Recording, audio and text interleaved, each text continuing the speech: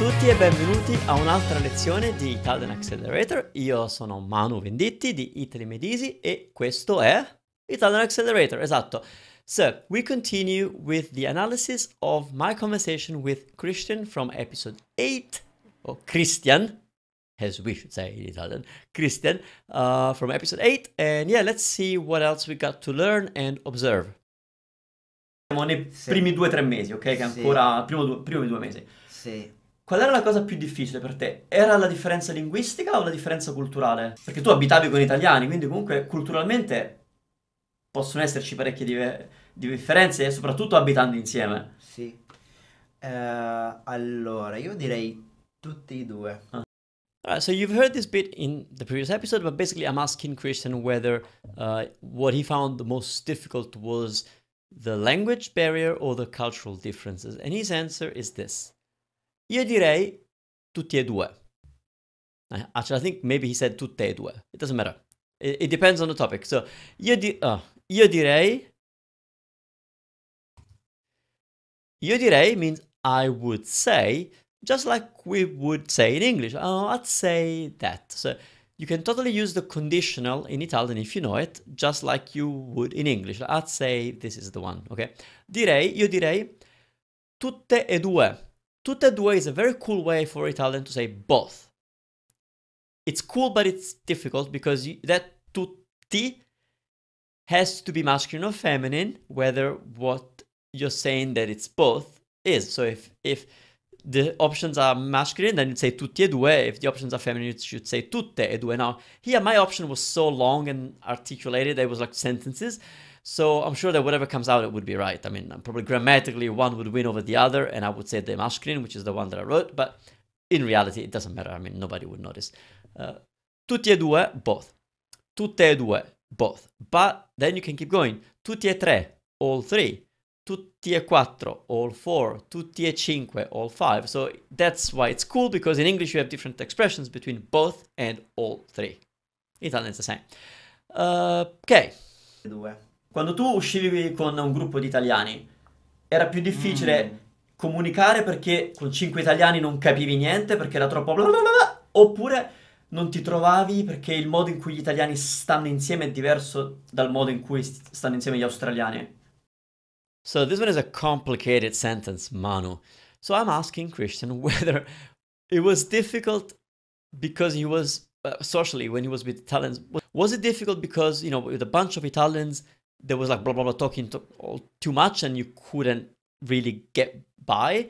Or was it difficult to join the conversation because you're not Italian? And well, you'll find out very soon. But here's the question that I asked. Era più difficile perché con 5 italiani non capivi niente? So was it harder because with 5 Italians you didn't understand anything? Oppure perché non ti trovavi blah blah blah? Or maybe because you didn't find yourself, you didn't fit in. Remember, trovarsi bene means to fit in. We touched on this before. Trovarsi bene, so that was the sentence. But I want to point out how difficult the sentence is, but how doable it is from you. You could actually ask it if you have the grammar bits and pieces. Like, era più difficile. Was it harder? Perché con 5 italiani non capivi niente, because with 5 Italians you didn't understand anything? Oppure, or. Why am I using oppure instead of o? This is very personal. There's no rule about o versus oppure, but o has a feature that it's a very short word. It's easily lost in the words because o is as short as e. It's really quick and it tends to disappear very quickly. In most cases, we don't care because it's obvious. If I say prendi vino bianco or rosso, even if you don't hear the o, like you're fine. It's red wine or white wine. It's fine. But here I'm trying to actually create very good contrast between option 1 or option 2. I want a word that is heard. I want a word that stands out. And that word is oppure. Oppure means or. It doesn't have a different meaning. It's just oppure means or. But it's longer. Oppure. It's 3 syllables. It's got a double P. It fills your mouth and people will hear it. So here, since my first option was so long, I didn't want it to get lost with, I mean, I could have said, era più difficile perché con 5 italiani non capivi niente con tutto il bla bla bla o perché non ti trovavi, it would have been fine. Okay, I'm not saying that you need oppure, but oppure does stand out more and it helps the listener understand that it's another option. Or what is it because the way in which Italians hang out together is different from the way in which Australians hang out? And that's in which. So, very difficult word, cui. First of all, sometimes it's mispronounced because some people make it sound like qui. Now, qui, it's spelled Q-U-I and it means here, but this one is cui, spelled with a C, and we're stressing the U, cui, cui. Cui, well, I can't say that it means which, but I will say that. It's what che becomes when it's preceded by a preposition. What? All right, so you know that che means what or means that or which when it's a when it's a conjunction, when it's linking sentences, right? Think about this. If I say il modo, if you're trying to say the way in which Italians blah blah blah, you would probably say the way it's il modo, in is in, and which is che. So il modo in che gli italiani, it would be understood, but it's grammatically incorrect because before che, so whenever we put a preposition before che, this one changes into cui. So in cui means in which. A cui means to which or at which. Di cui means of which or whose, as in W-H-O-S-E. Per cui, for which. But now you might say, but I never say that in English. Like, that's big. Yes, but if you remember, you cannot end a sentence in Italian with a preposition. So while in English, you can say, who are you going out with? In Italian, you wouldn't be able to do that. So what, you're just not going to say the word with? No, you got to say it, right? So you are forced to rephrase your thought, if you're thinking in English, with whom are you going out? Which is correct English anyway. So think about this, that there will be times that you will need this cui simply because you cannot put the preposition at the end of the sentence like you do in English. So for example, this is the exam for which I'm studying. Now, of course, you might say, but in English, I'd say, I'm studying for the exam. So would you in Italian? Like you would say, sto studiando per quest'esame. But if somebody asks me, what is this exam for? Or something like that, like, what are you studying for? Then I would say, this is the exam, or this is the exam I'm studying for. So there are times when, especially as a response, you will need to create a sentence that actually has the preposition and which. So that's what you would do, pretty much. Okay. Sì, quello che uscire con gli amici e con un gruppo di italiani. Perché anch'io all'inizio io avevo vergogna di parlare della mia pronuncia, del mio accento. E poi con un gruppo di italiani che tra di loro parlano così veloce e io ero lì con loro e non capivo, cioè prendevo delle parole ma non capivo il senso di che cosa esattamente parlavano. Especially at the beginning, Christian had a hard time fitting in, like you would obviously when you go out with a bunch of Italians. Now it's a lot different. If you go to Italy with family and friends, you don't have to fit in. But then you're not learning Italian because you're only speaking Italian that 10% of your day when you are getting things done in Italian, but not when you're with your family and with your friends. So best advice is to go by yourself. Totally, yes, I know it's really not easy for some of you, but ideally you would go by yourself.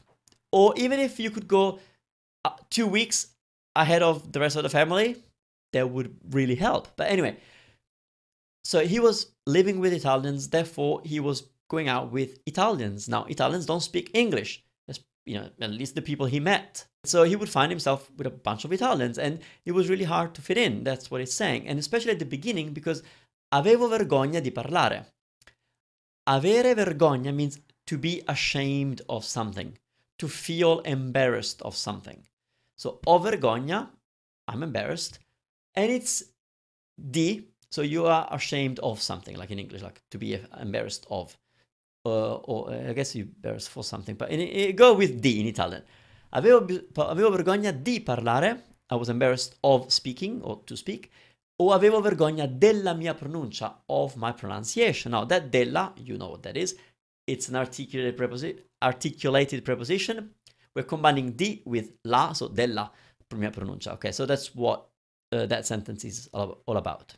E poi con un gruppo di italiani che tra di loro parlano così veloce e io ero lì con loro e non capivo, cioè prendevo delle parole ma non capivo il senso di che cosa esattamente parlavano. When he was with a group of friends, he would maybe get a word here and there, but he couldn't really get the sense of everything that they were saying. But that's totally normal, especially when there's a group of people. I find that it's a lot easier. I mean, your Italian will deteriorate as you go from one-on-one interaction to 2-to-1, 3-to-1, 4-to-1, and then it's just gone, because it's hard to be in a crowd or to try and follow different conversations going on in a foreign language, even when you are at a pretty good level like you guys. Quando gli italiani parlano fra di loro. Quando gli italiani parlano fra di loro, that fra di loro o tra di loro, fra e tra, you know, it's the same thing. Fra means between. So fra loro would mean between themselves or amongst themselves. But fra and tra are funny. They're prepositions that they will actually use the di whenever the pronoun that you're putting afterwards is plural. So for example, tra di noi, amongst us. Tra di voi or fra di voi, amongst you guys. And tra di loro or fra di loro, amongst them. Or amongst themselves, it depends on the context. Now, only happens when the pronoun is plural. What do I mean? Well, if I want to say that something is between me and you, then it's going to be fra me e te. Fra te e lei.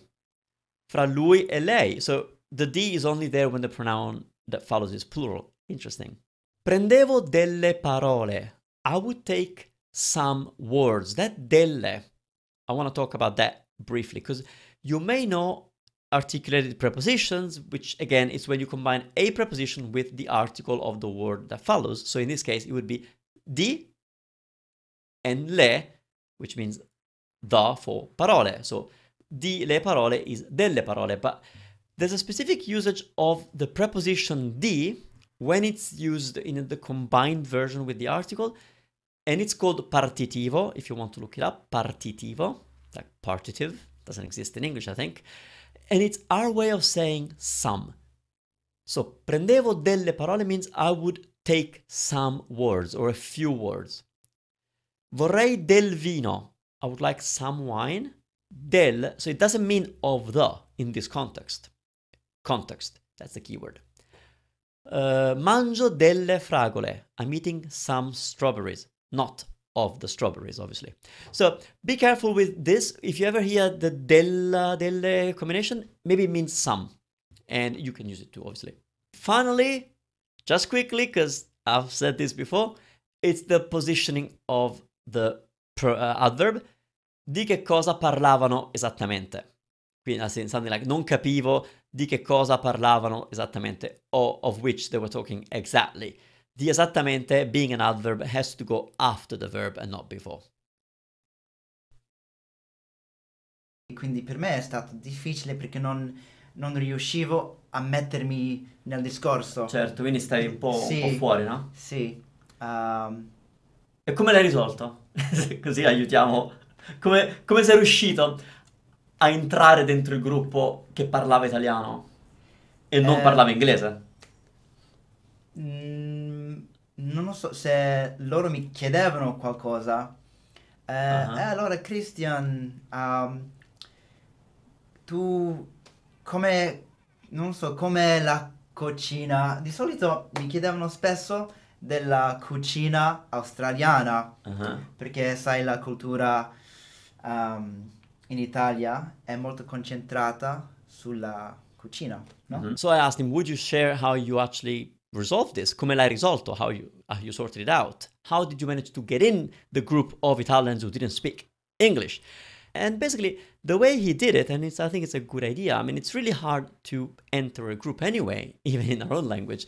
But he found that when they would ask him questions about about himself, about stuff that concern him, that's when he would then get a chance of articulating and speaking more, and then, starting a conversation. And as you can see, again, it's more one-on-one than to a group. And because it's easier. So, come sei riuscito a entrare? Couple of things. Riuscire, remember, it means to manage to do something. Well, he uses essere as the auxiliary in the passato prossimo. So, come sei riuscito? How did you manage? So, come sei riuscito a entrare? Why a? Simply because the verb riuscire wants a. Just like the English verb to listen uses to. To depend uses on. No reason, don't worry too much. But so when you're learning expressions, check whether they need a certain preposition, because that's the one you're going to need to use every time. So, come sei riuscito a entrare? How did you manage to get in? Come la cucina. Di solito mi chiedevano spesso della cucina australiana, perché sai, la cultura in Italia è molto concentrata sulla cucina, no? So they would often ask him about food, about the cuisine of Australia. And you hear the story in the next episode. Now it's getting pretty late for this one. But mi chiedevano spesso, so thumbs up for the location of the adverb, which is after the verb. So they would always ask me, or often ask me. So mi chiedevano spesso. But here I want to talk briefly about the imperfecto and how Christian used the imperfecto for most of this section. Actually, most of the interview, because why? He's reporting things that, how things were while he was in Italy. He hasn't reported specific events, or he's only reported a few. So he's basically describing his life in Italy, which is in the past. So while in English, it's really hard to see an imperfect tense, because often they look like a verb, like a simple past to you. So it's really hard to distinguish, like to discern when you would need an imperfetto in Italian. But the fact is that even in English, there are verbs that are imperfect, meaning that they are not perfect, meaning they don't actually complete a sentence, or they don't say too much. Think about the idea of when in English you say, I was speaking, or I was cooking. That's an imperfect sentence in the sense that when you say I was cooking, it's implied that there's more happening.